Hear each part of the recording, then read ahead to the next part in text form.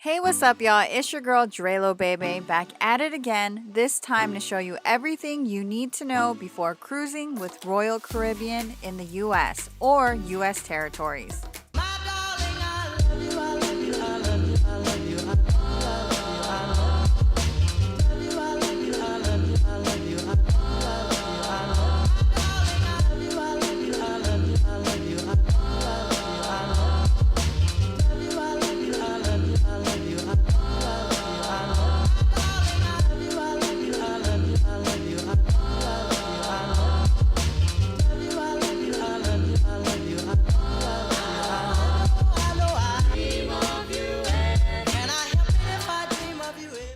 Alright, y'all, so you booked a cruise with Royal Caribbean, or maybe you're even thinking about booking a cruise with them in the future. Here are the requirements you need to know in order to board the ship at one of the ports in the US or US territories. Just to reiterate, this video will only go over the cruises that are sailing out of the US or US territories. First things first, you want to download the Royal Caribbean app. After you download the app, when you open it, it's going to tell you to sign in. Now, if you don't have a sign in, just create an account and it's super simple. Once you sign in, you're going to see the cruise that you've booked. Hit the top middle icon that looks like a calendar. Then you'll see this page right here. Then hit the health icon on the bottom. This page right here gives you all the requirements that you need to do before going on board. Now, keep in mind with the COVID-19 protocols and requirements changing constantly, this right here is actually a very good tool for you to stay up to date on any new requirements or mandates that they have for you. Just to make it very clear, these requirements are only for boarding Royal Caribbean cruises from the US and US territories only. What I mean by that is, for example, if you are flying to Puerto Rico, which is a US territory, because your cruise starts off there, you need to follow Puerto Rico's COVID-19 travel guidelines and fill out their travel declaration form before coming to Puerto Rico. And this goes for any other US territories. And if you want to know more about how to fill out your travel declaration form for Puerto Rico, please watch my video titled Flying to San Juan, Puerto Rico, Everything You Need to Know. Now back to the requirements for Royal Caribbean. All guests 12 and older must present proof of full COVID-19 vaccination with the final dose administered 14 days before sailing. And then you also need to show a negative test result, a PCR or antigen test, no more than 2 days prior to boarding your ship. Some of the options you have to get your COVID test are to go with your own test provider, test yourself at home, or test on boarding day. Now, the most affordable way to do this is probably to test with your own provider, because chances are that's going to be free. And you can always get your COVID-19 testing done at a CVS near you. Now, for the most convenient way is probably to test yourself at home, but it's going to cost you. You can purchase COVID tests through the Optum store, which is on the Royal Caribbean website. They sell them in packs of 2 for $69.99 or packs of 3 for $99.99.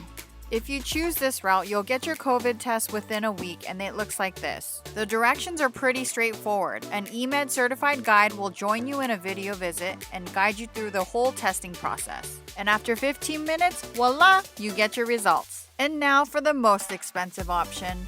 Testing on boarding day. You need to schedule an appointment and it's $99 per person. Unvaccinated kids 2 through 11 must show a negative COVID test that is a PCR test, not an antigen test. So if we're gonna sum up everything we just talked about, you pretty much have to be vaccinated, fully vaccinated, and you're gonna need a negative COVID test 2 days before you get on board. Alright? So don't forget, y'all.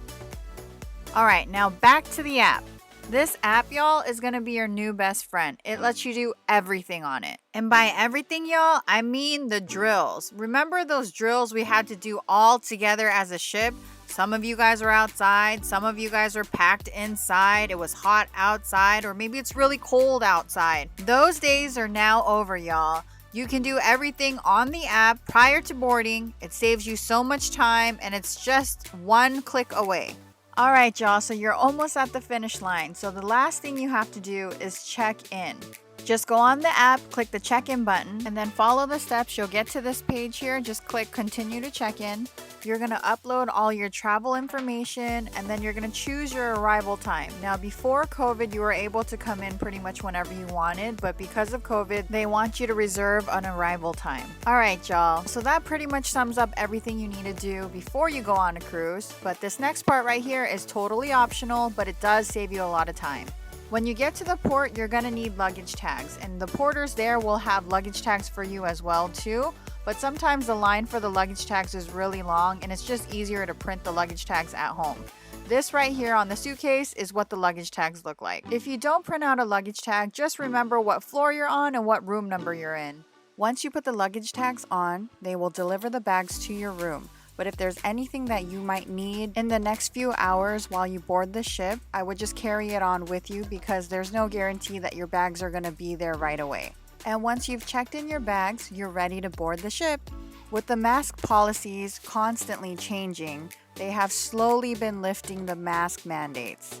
Currently, masks are optional for fully vaccinated guests, and for children who are not fully vaccinated, they need to continue wearing masks indoors and in crowded settings. Just like the airports though, you have to keep your mask on when you're at the cruise terminal, getting on the ship, or getting off of the ship.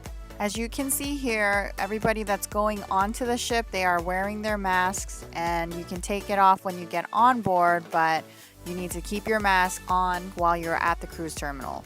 And let me tell y'all, that's actually really good news, because for those of you guys who have been cruising or who have not been cruising, when the pandemic hit, they had to close up the cruise lines and then they reopened them. But when they reopened them, it was brutal, y'all. You had to wear your mask the entire time.